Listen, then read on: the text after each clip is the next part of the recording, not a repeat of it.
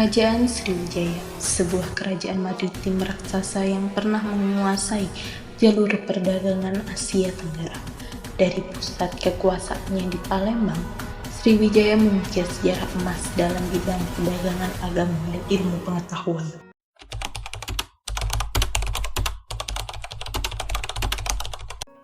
Kerajaan Sriwijaya mencapai masa kejayaannya antara abad ke-7 hingga ke-10 Masehi. Terletak di Palembang, Sumatera Selatan, Sriwijaya dikenal luas sebagai kerajaan maritim yang sangat kuat.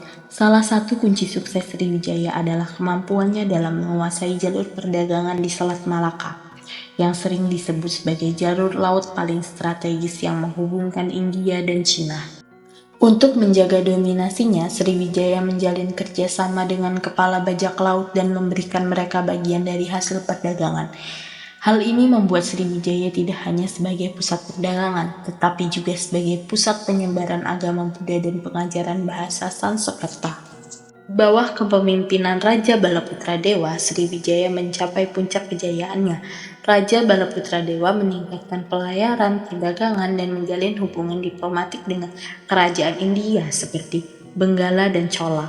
Ia bahkan mengirimkan utusan ke Universitas Nalanda di India yang menjadikan Sriwijaya pusat pendidikan agama Buddha di Asia Tenggara. Sriwijaya dikenal sebagai tempat persinggahan bagi para biksu dari Cina seperti Itsing yang memuji peran penting Sriwijaya dalam penyebaran agama dan pendidikan Buddha. Setelah lebih dari 400 tahun berjaya, Sriwijaya mulai melemah pada abad ke-12 hingga akhirnya runtuh pada abad ke-13. Sebelum masa keruntuhan, kerajaan Sriwijaya adalah kerajaan terbesar pada masa Hindu Buddha. Setelah mencapai kejayaannya selama 4 abad, kerajaan Sriwijaya mengalami kemunduran di masa kepemimpinan Raja Sanggaramawi Jayatunggawarman. Kemunduran kerajaan ini disebabkan oleh sejumlah faktor, seperti pertumbuhan ekspansi bisnis, kapal-kapal yang berlayar langsung dari Cina. Selain itu, para pengusaha lokal juga tidak bisa beradaptasi dengan harga pasar baru yang lebih terbuka. Keruntuhan ini disebabkan oleh berbagai faktor, baik internal maupun eksternal. Faktor internal yang mempengaruhi kemunduran kerajaan Sriwijaya, diantaranya Raja-Raja Sriwijaya tidak mampu beradaptasi dengan sistem perdagangan yang lebih terbuka dan kompetitif.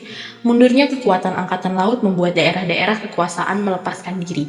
Selain itu, letak pusat kerajaan yang semakin jauh dari garis pantai karena pendangkalan Sungai Musi juga menjadi masalah serius dalam mempertahankan jalur perdagangan utama. Faktor eksternal yang mempengaruhi kemunduran kerajaan Sriwijaya itu serangan dari kerajaan Chola pada tahun 1017 dan 1025 Masehi.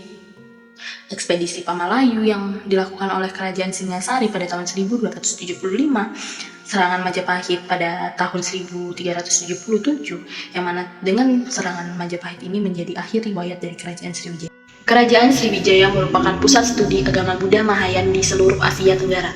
Raja Balaputra Dewa telah menjalin hubungan baik dengan kerajaan Benggala. Sriwijaya juga menjadi salah satu pusat pendidikan di Asia Tenggara, karena pada masa itu banyak mahasiswa yang ingin belajar ke India, tetapi terlebih dahulu mereka singgah di kerajaan Sriwijaya untuk belajar bahasa Sanskerta. Akibatnya, Sriwijaya kehilangan peran pentingnya sebagai pusat perdagangan dan pendidikan Buddha di Asia Tenggara.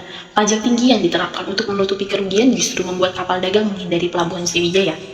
Sejarah Sriwijaya mengajarkan kita bahwa kejayaan datang begitu saja, tetapi juga selamanya abadi.